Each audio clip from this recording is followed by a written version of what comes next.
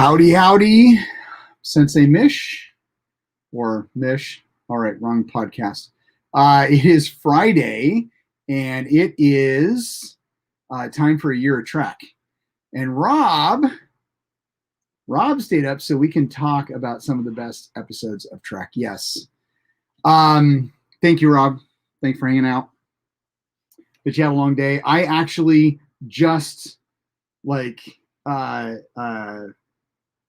of course, I love to talk after class. And so I was teaching class, and literally I had 5 minutes to come in here, set up everything, and go live because I didn't do it before I got home or after I got home today. So I got home, taught class, 2 classes, and then I'm doing this. So what are we doing today? We're talking about Arena. Okay, we're talking about yesterday's yesterday's Enterprise. Tomorrow is yesterday, and Court Martial. So I think some of these are great episodes. Oh my gosh, you've had a long day as well. Started at 7 my time. Wow. Well, you've been at it for 3 hours longer than me. Actually, no, I was up at 5 this morning to order the new iPhone. And then I went back to sleep and took a nap. But yeah, so I guess I don't have an excuse. All right.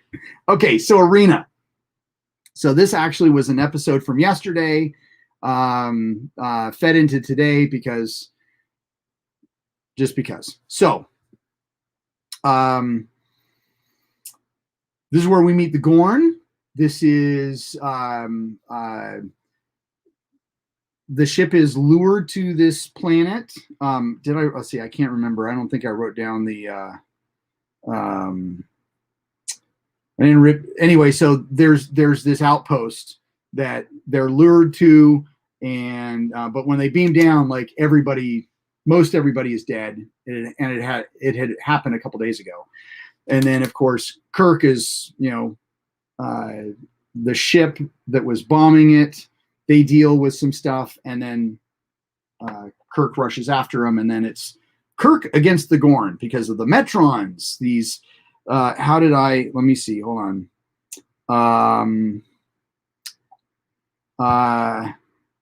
The Metrons, they're arrogant space douches. They're just one of those creatures that just have so much power that they're like, oh, well, we think it should be like this, so this is what you're going to do. And and what is it? You're a violent and primitive culture, but you have hope. Yes. So I don't really know if that was like the goal, like the message of the episode, but didn't really like the Metrons. Who dress like Greek gods? Yes, because who doesn't? Maybe he beat, he transported in from like a I don't know, a toga party. I don't know. Maybe they live on a college campus. So one thing that I remember, I remember Shatner at some point talking about that he and some of the crew members had gotten tinnitus, which is the ringing in the ears. I don't know if it was directly from this episode, but I remember this episode being mentioned as one of the many causes because loud explosions on set and whatever. So of course, you got all these bombs going off, and Shatner as Kirk running zigzag through these bombs. I could only imagine the loud noises creating a lifelong hearing injury. I have tinnitus, so not super bad, but I do. It's really freaking annoying. One of my notes is it's a trap, and I can't remember what it was from towards the beginning of the episode. Let's see. I think that there was something that they had mentioned that because they were lured there, it was probably a trap. And so, of course, my Star Wars geekness, it's a trap. Or it's an invasion, because they were thinking that they were invading on us.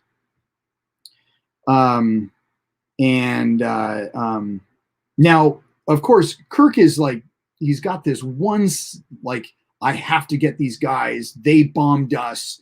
And, you know, you can only, I think that's why I wrote down it's an invasion, because he's all like, it could be this, but it could be an invasion. And he was very, very one-sided on this. And so I was like, ooh, wonderful deduction reasoning. I don't know.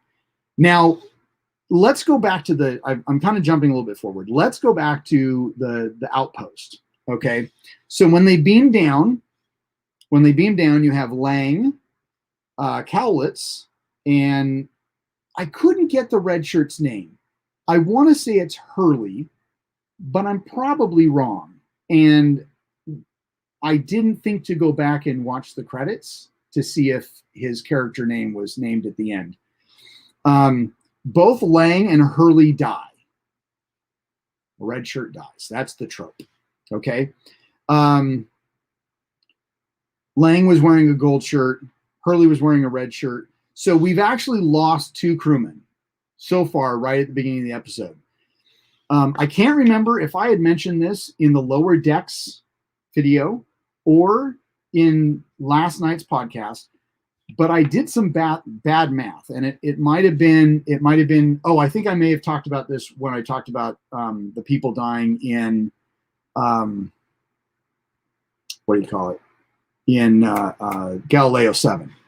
But so far, only 2 red shirts have died. And of this episode, only 3 have died of the very many people that have died so far. We actually have more gold shirts that have died in the first 18 episodes than we've had. Maybe I think now it's 20 episodes. More gold shirts than red shirts. Like there's like 6 or 7 that have died, and only 3 red shirts have died. So I want to see in the next 50-ish episodes how that trope stands up.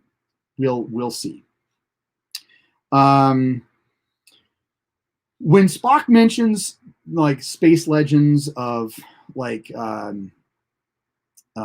don't know, like, are we led to believe that that's this, at the time, this unknown creature, the Gorn, or the Metrons?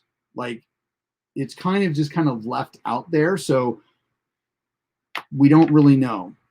Now, one thing I noticed, and I tried to pay attention for the rest of the episode on this, because, and it kind of caught me off guard. Now, the Gorn, like, I don't know. I think this has gone down. Like, this is a good episode. I've always enjoyed this episode, but the fight scene is like the worst. Like, it's so bad. Just because the Gorn is, and you know, he's, whoever is wearing the mask, and then you've got the bedazzled eyes. When they did the re-CGI, because of course what's on Paramount Plus, Netflix, whatever, that's the new CGI version. When we first see the Gorn, the fucker blinks. And was like, oh my God, they did not do that in the original version. Like, that was some CGI stuff that they put in there. He blinks like twice. And then he doesn't blink for the rest of the episode. And there's some points where, like, there was totally enough time for them to throw in some extra CGI for him to blink. But he only blinked at that one point. I noticed that Kirk was wearing a white long sleeve shirt under his uniform shirt. Like, it's like there's that one camera angle, it's kind of going up, and he's you've got some white underneath the uniform. All right, Rob. Fight scene was so slow with the punches because the stunt guy in the suit couldn't see. Yeah, well, no, I think they. Yeah, what was it? I think they may have actually even written that into the show, because when Kirk is talking into the little recorder, he mentions how the Gorn is slow, but he's really strong. And and I didn't write this down, but I thought the other funny thing was that um, Kirk mentions that there's what is it? He says something about that the Gorn is really strong. That, and this is just paraphrasing, that some of the techniques that he would have used would have killed a normal man, but didn't kill this Gorn. Besides throwing a rock at this guy, what else would have killed a like karate chops and double feet kicks don't kill. Oh yeah, totally. Well, for the kids, it's like, oh my gosh, another Shatner story. So Shatner, when his, like, I know his kids have been in the show, but he had told a story once. I don't know if you guys have heard it, where his daughters are watching Star Trek, and I guess one of his daughters started crying because he was fighting the Gorn, and they're like, "Oh, my daddy, my daddy." So, but it was this episode, and so he had to be like, okay, it's a TV show. This is not real, but of course, they had this, super scary reaction, just like Uhura did on the bridge when they actually show what's going on the planet, because she's like, oh. It's like, okay.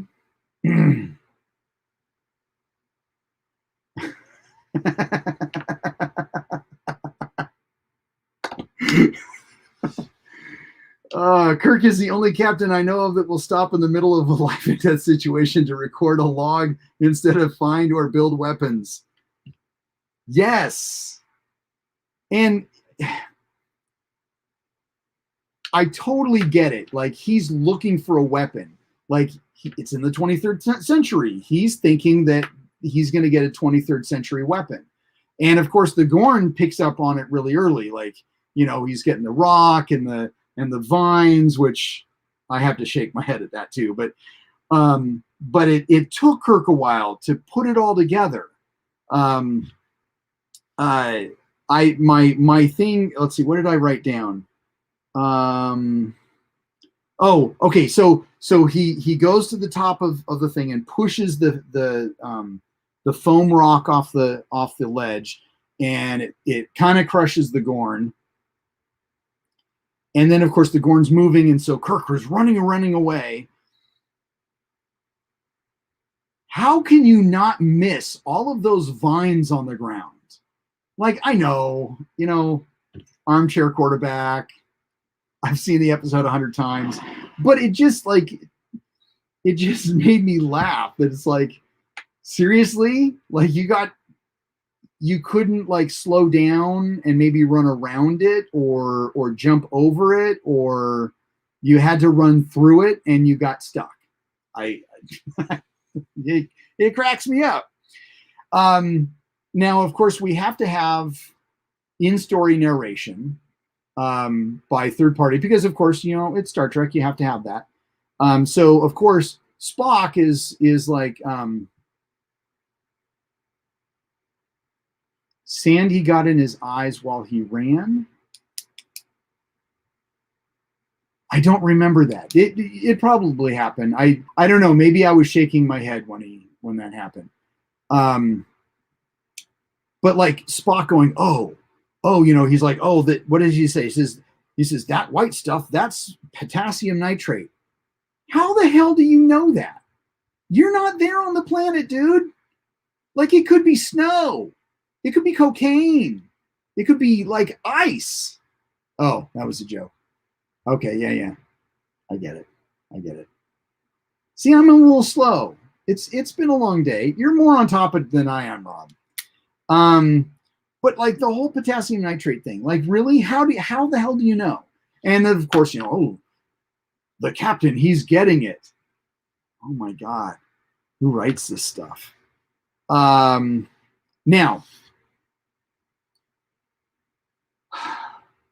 he uses it. He he puts together. He gets a bomb. Or not a bomb, but a cannon, a makeshift cannon. He does it. That's great. So there was some theorizing going on that, and maybe this is like, I don't know. I thought it was kind of absurd. Here's a note I wrote. If we set up an outpost on a world and didn't know it belonged to anybody because nobody was on it, then how were we in the wrong? Oh, that's when McCoy was like, oh, maybe we were in the wrong because we were on a planet that wasn't ours. Well, the fuck should we know that it belongs to the Gorn? Like, no one was there. So we showed up, we put an outpost on it. If the Gorn really didn't want us there, then they should have been like, hey, guys, that's ours. And then if we didn't leave, then they bombed the crap out of us. Kirk was able to make the cannon from having martial lips. Okay, yeah, I like that. Kirk was able to make the cannon from having watched old episodes of Gilligan's Island. Oh my gosh, that's good. Yeah, I don't know. And of course, maybe the Gorn are this warring race, and so they don't really care who's on their planet. They're just like, oh, you're here. You're obviously invading, so we're going to kill us. But how are we in the wrong on that? Like, that's almost, to me, this is kind of how I read that. I read it as the Gorn being the bully and us being, some innocent kid, and we're supposed to care what the bully thinks. Oh, the bully gets beat up at home, so we're supposed to empathize with them. Bullshit. The bully should not be beating up on us. We don't care if he's being beat up at home. Like, that sucks. He shouldn't be beat up at home. His parents shouldn't be. He is living a bad life. I get it. But in the moment of getting beat up, screw that. I'm going to totally fight back. So, I don't know. That's kind of how I get it. And then, of course, the arrogant space douches, the Metrons, maybe they're like the teachers and the principals that just kind of get involved, or maybe they're the psychologists that give us like little dummies to beat up. I don't know. This is the first time we see the Gorn. I can't remember if we ever see the Gorn again. We do get to see them in Enterprise, a really bad CGI version of the Gorn, but we do see them then. I honestly cannot remember if we ever encounter them again.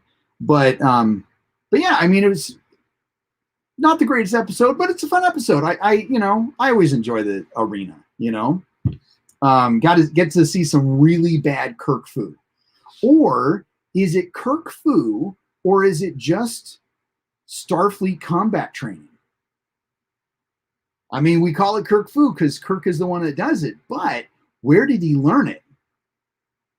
He learned it probably at Starfleet, so it's just really bad Starfleet combat training. Okay, on to Tomorrow is Yesterday. So Star Trek and time travel, again, another trope. Personally, I think they overdo it. They way overdo it. Of course, this is really the first time that they really do super time travel. I mean, they kind of mention it in A Naked Time, but it was one of those where this is truly them going back in time. But when they talk about like time warp computations and all kind of stuff, it all kind of fits. I mean, they're almost calling back to, they have this theory. So they knew when they went back in time, they're like, oh, this is kind of what happened because we've already experienced that. And of course, I'm thinking forward to Star Trek 4, the same way they went back in time and then came back in time, or came back into the future.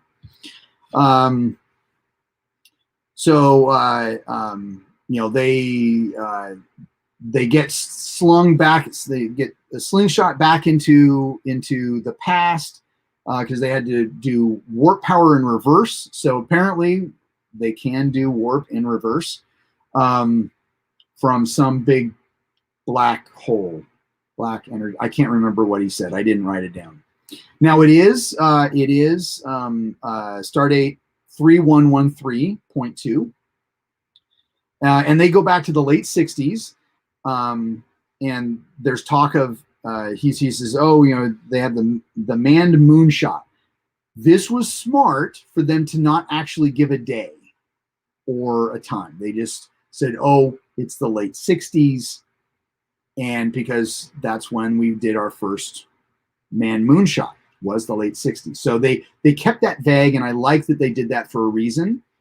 Of course, they're slung into the atmosphere of the Earth, and they're trying to get out. And of course, the U.S. they send some airplanes up there. They capture one of the airplanes with a pilot. The airplane actually blows up or crumples apart because they put a tractor beam. And then they get John Christopher, who's a pilot for the Air Force, U.S. Air Force. Of course, he has nothing to do, but his son, his future son, who he doesn't have, has it. So, and of course, I'm jumping forward with this, but, or I'm jumping back. I was already going forward. When Kirk is talking to the computer and they mentioned that they had stopped off on some starbase or some outpost where it was all women, and they gave his computer a personality. I thought that was interesting. Thought it was kind of funny where Spock says, "Oh, you know, she has the computer has sassy computer bits were kind of odd." The where Spock he says that it has a tendency to giggle is really what kind of puts him off. Thought that was interesting. Okay, so they have this guy, John Christopher. At first, they're just like, you know what? We're going to keep you because you have nothing to do in the future. Like, there's nothing that stands out. And then, of course, Spock says, hey, you know, I made a mistake. And McCoy, I think this is that first classic McCoy response. I didn't write it down. I should have, but that's kind of where it's like, oh, this should be good. Like, you know, it's like, let me take a picture because this doesn't happen often. And, you know, you got to be there to experience. But so he had one of those classic sassy comments, sarcastic comments back. Now, of course, we find out that it's really his son. His son leads one of the first Saturn missions. And of course, he doesn't have a son, so he needs to go back, and hence gets the story of how do they get him back. Of course, there's now evidence of the Enterprise, so they have to go get the evidence. And it's this whole convoluted thing. Now, early on, Charlie X, Enterprise has 428 crew members. Oh, and we had 415, okay? Now, because we lost 2 people, now we're down to 413 souls. Okay, we're about 20 episodes in, roughly. This number is going to change because McCoy specifically says there are 430 crew members. Now, maybe he's just kind of doing round because 428, 430, to me, that's the same number. So I'm going to take this. I'm still going to keep a track of everybody who dies because I do want to see how many red shirts die compared to how many gold shirts and blue shirts. So we're going to change this to 430 because crew members have been replenished. Because that happens. They're not just going to go and just, you know, wait until everybody dies. So, and they've been to a couple different star bases. So, 430 souls. Spoiler, nobody dies in this episode. Let's see. So, they, in one of their little adventures going down, I thought this was funny. In one of their little adventures going down, Kirk, Sulu is able to beam out, and Kirk basically fights three security guys. Three in one. Okay, in one of the little mini, in this little mini fight scene, Kirk throws his body against two of these people. So to fight off two people, he throws himself, and you see torso and legs in the air going against these people, and of course it knocks them down. What are they teaching at Starfleet Academy? Oh my God. Like, I know, like, this is, I don't think I'd really ever noticed that before. Now, I will say this, and I don't have a link in the thing. Do I have it up here?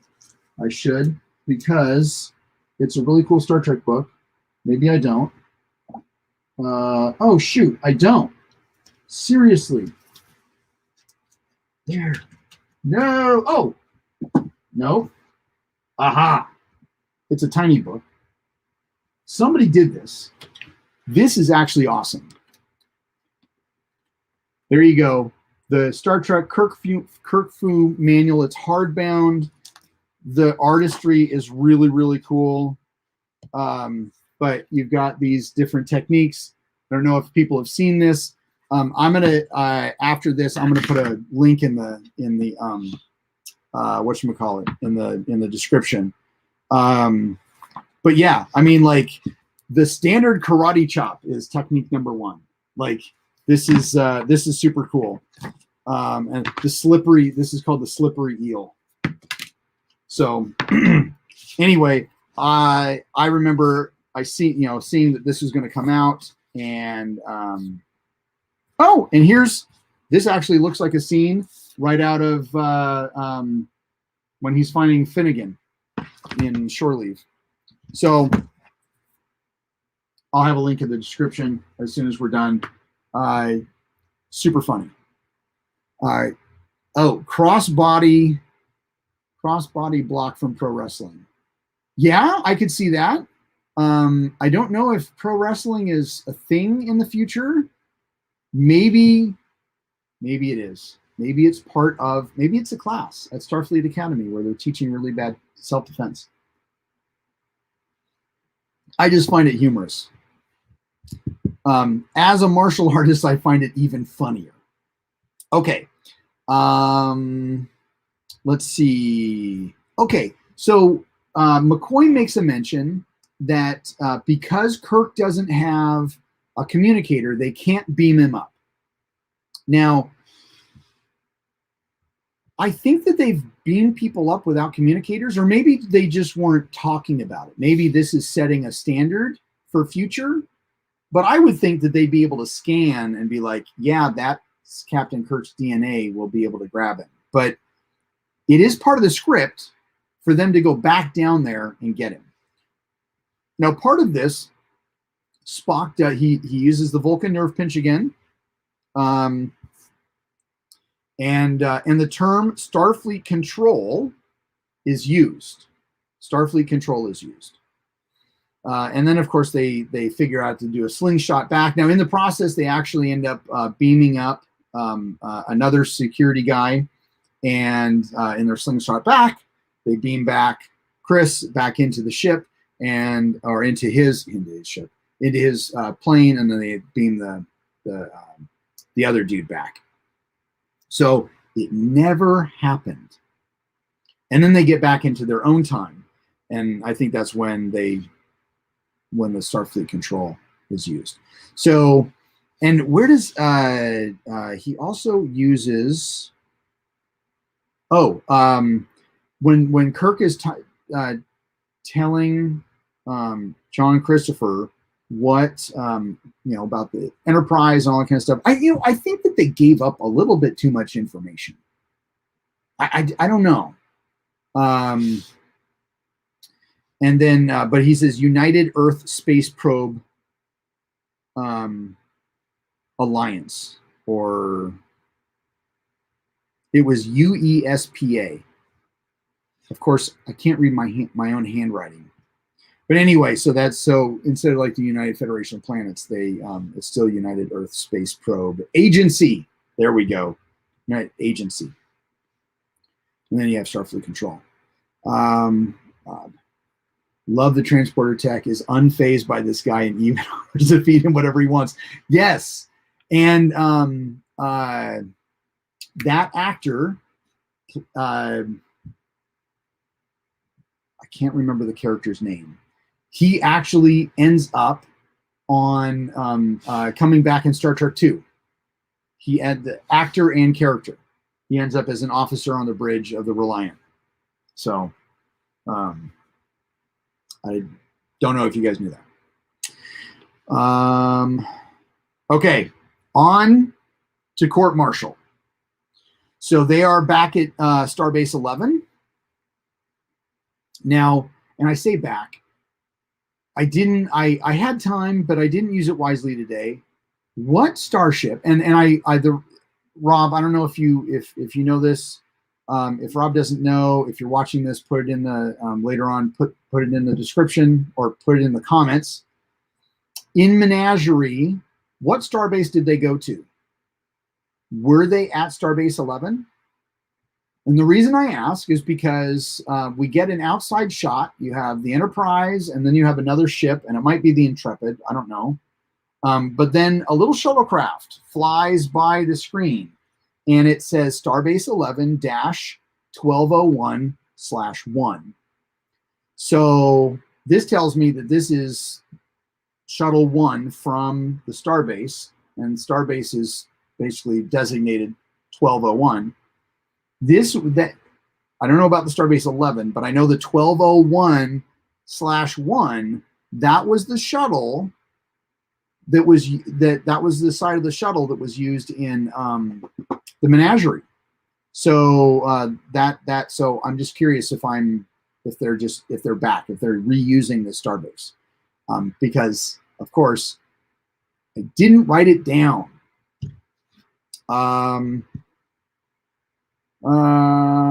Oh, okay, yeah, okay, good. Yes, they were. Thank you, Rob.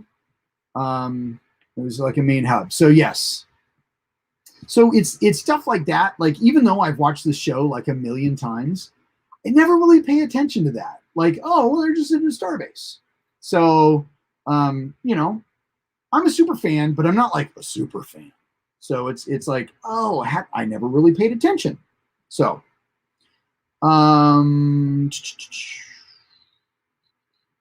okay, so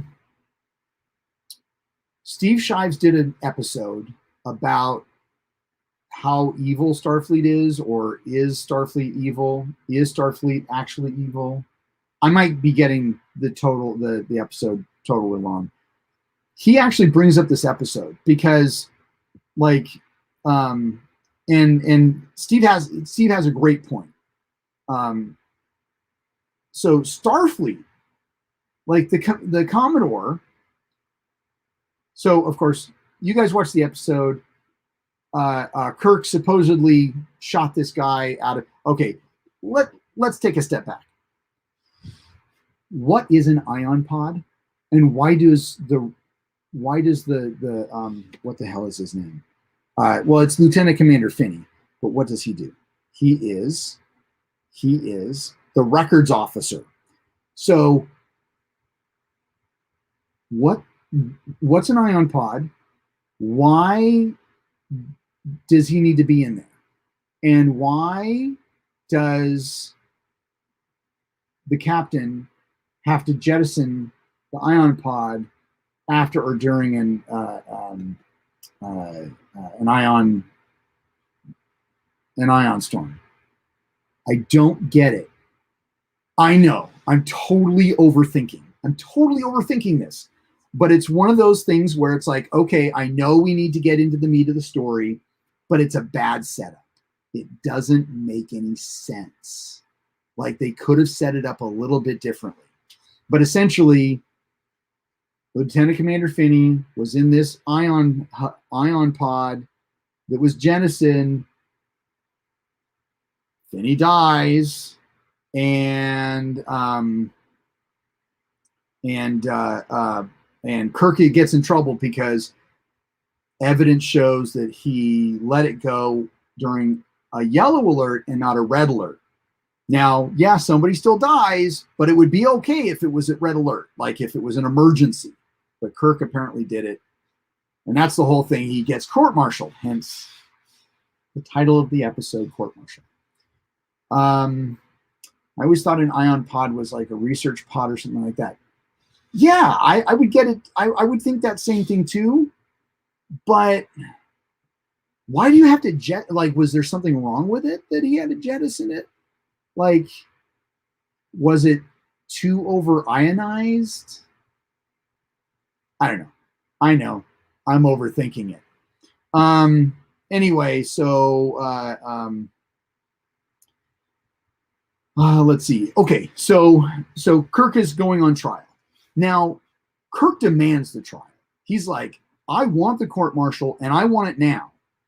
Okay, but Commodore Stone, a different Commodore than there was before, somebody new is in charge. Commodore Stone is like, why don't you just, for the good of Starfleet, you're the first captain that we've had to do this, and you're the first captain. We don't want to blemish on Starfleet, so just plead guilty and just take a desk assignment. Like, what the hell? Like, no, this is somebody's life. Like, why would Kirk do that for the good of Starfleet? No, he's the captain of a starship. If he believes he did the right thing, yeah, he has every right to say, you know what? Give me a court-martial. Give me a court-martial. I'm gonna fight these things. I'm gonna fight this. Let's see. Kirk, if you waited 20 seconds more for the light to change red, you would have been clear. Yeah. So yeah, I mean, it's like, I don't know. So yeah, it was right of Kirk to do that. I like his lawyer. I think the hardcore book guy. I have a computer in my office. I never use it. The information, it's in the book.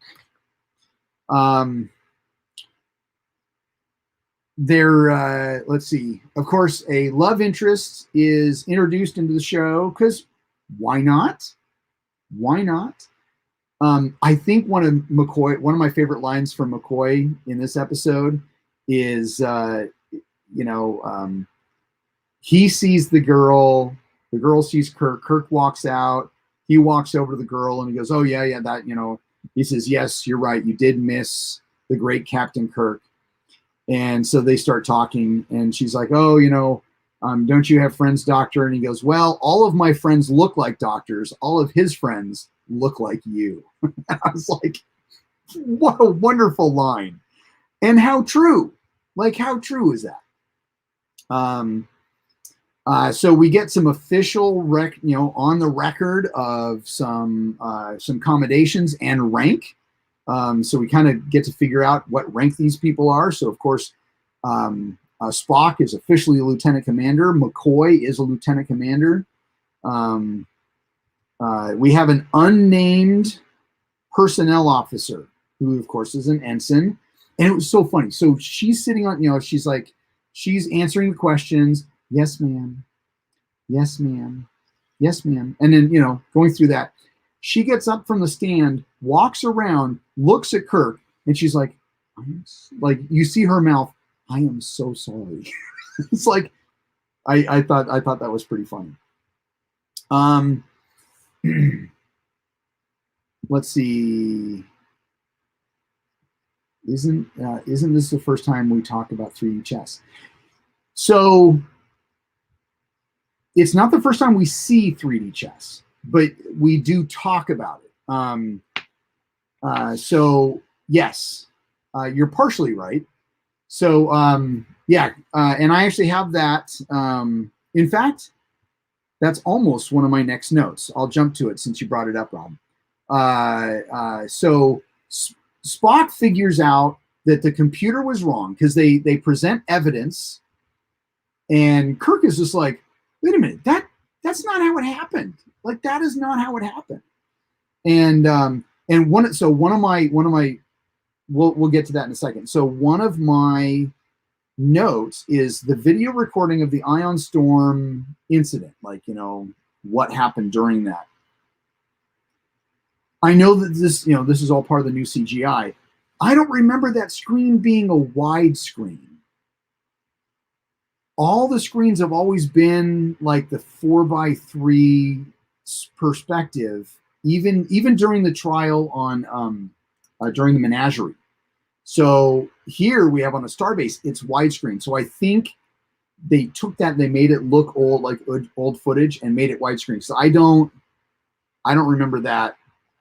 I remember that being a 4:3 aspect ratio. And so, but yeah, so of course there's, Spock figures out, yes, there is something wrong with the computer because, and it was, what was it? Kirk mentions to Spock, oh, you'll have to, at least you'll have a captain that you can beat in chess. And so Spock is like, wait a minute. So then he goes and he plays the computer that he programmed for chess. So yeah, we do get to talk about it. And I love he says that he programmed it. He programmed it so every time he plays it, the most he could get is a draw. Okay? So I had a question. If Kirk can beat Spock at chess, and Spock programmed the computer to play chess, if Kirk played the computer, would he not win, or would he not beat the computer when playing chess? The cat is meowing. Kitty, come here. I don't know why you're crying. You've been walking around me. Oh, my cat's retarded. Hi. Come here. I'm not going to reach for you. There we go. Oh, there we go. We can sit. Yeah, we're going to sit and talk Star Trek. Okay. Let's see. Find out that Finney was a records officer. Okay. So they have this. It's like, okay, well, they have this. Oh, okay, hold on. Spock lets him win because of his rank. I think you might be right. Does he do that? Is that mentioned in Where No Man Has Gone Before? Possibly. Now, let's see. So they figure out, okay, so maybe this person is, because who was it? It was the lawyer is like, okay, well, if somebody is found, because they ask Kirk, what did you do? Like, maybe he wasn't in the pod, so we searched the entire ship. And it's like, well, wouldn't you think that logically that somebody who wants to be found would be found? Well, what if they didn't want to be found? And it's like, let's go to the ship. So so they have somewhat evidence that the computer files have been messed with, that the records officer, Spock, and Captain Kirk are really the only three officers on the ship that can change a log entry like it was done. And Finney was the records officer. So and so they bring everybody up to the bridge, and McCoy uses a white sound device, which is basically a microphone that doesn't have a wire attached to it. I thought that was kind of funny. And removes everybody's heartbeat. They get everybody else off the ship. And of course, then they find Finney. He is not dead. So then, okay, here's my question. Here, Jojo, you need to do that. So one of the this thing is that Finney had this beef against Kirk because Kirk reported him for messing up. When he was an ensign, they were both ensigns, and Finney screwed up, made a bad decision. He left this ion thing open or whatever. I don't know what he did. I can't. They say, I didn't write it. But he's an ensign. Like, you're probably in your early 20s, okay?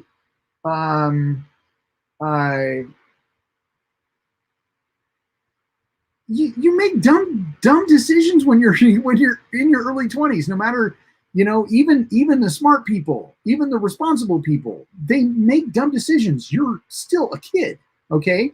So even going, say Kirk is 32, or no, he's 36.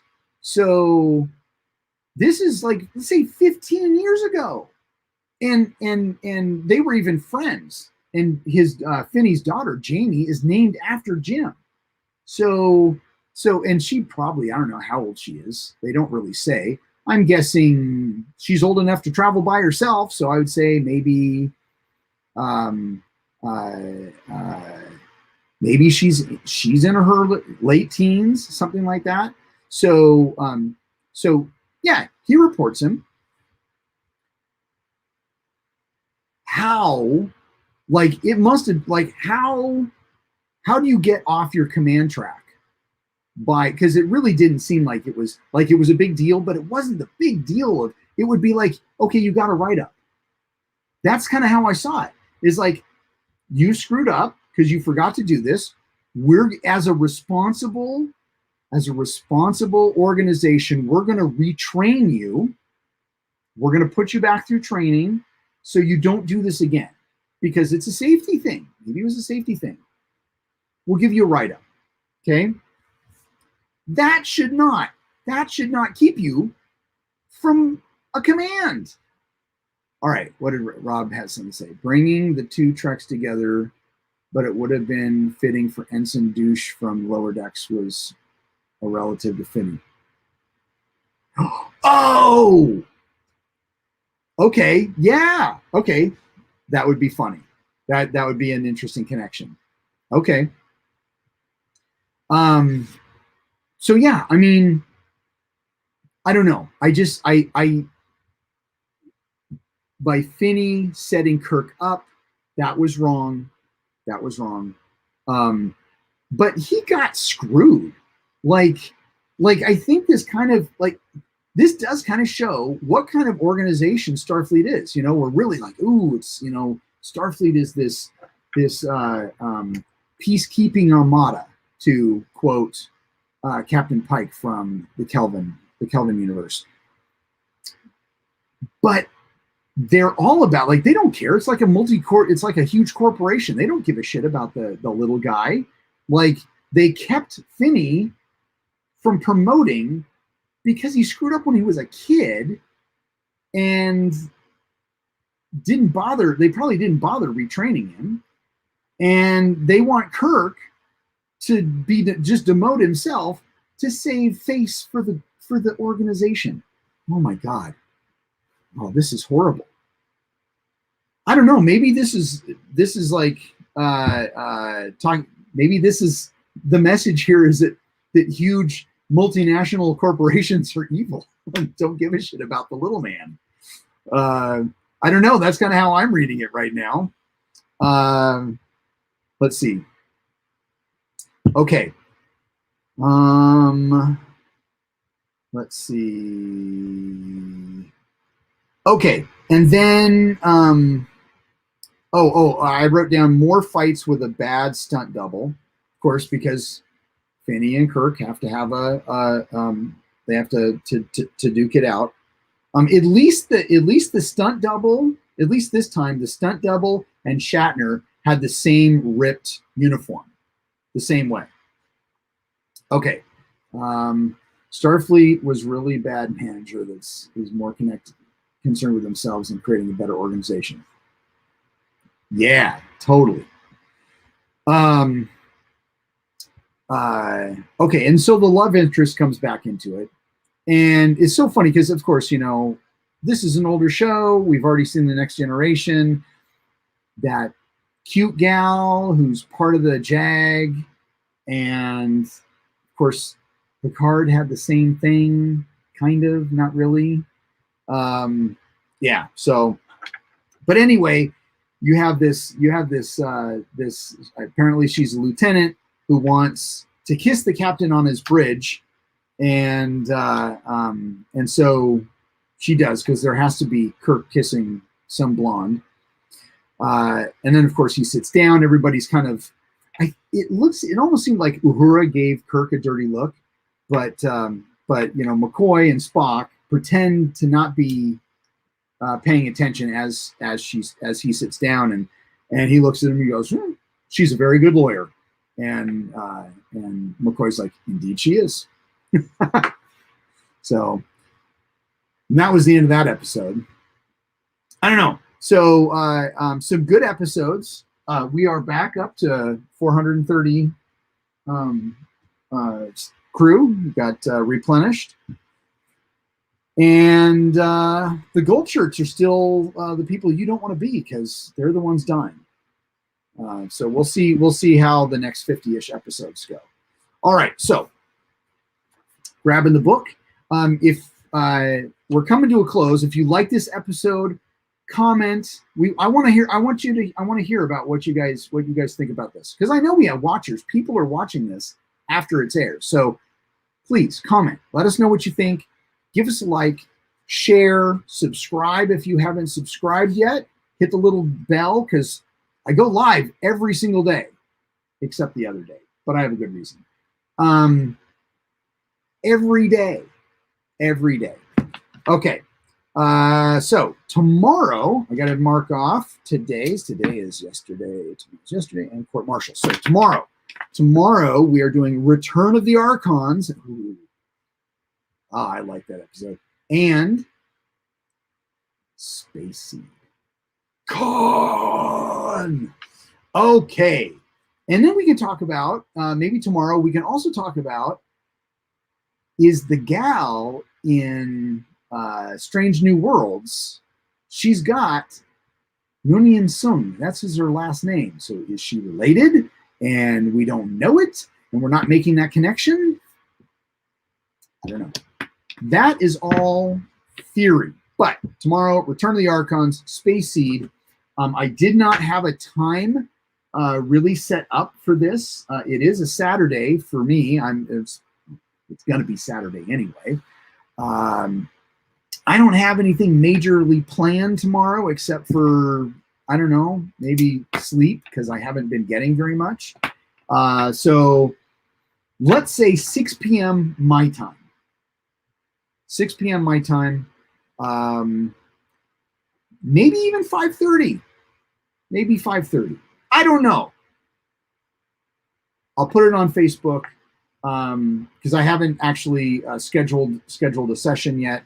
But yeah, so we'll get online. We'll talk about those tomorrow. It's going to be fun. So until tomorrow, live long and prosper.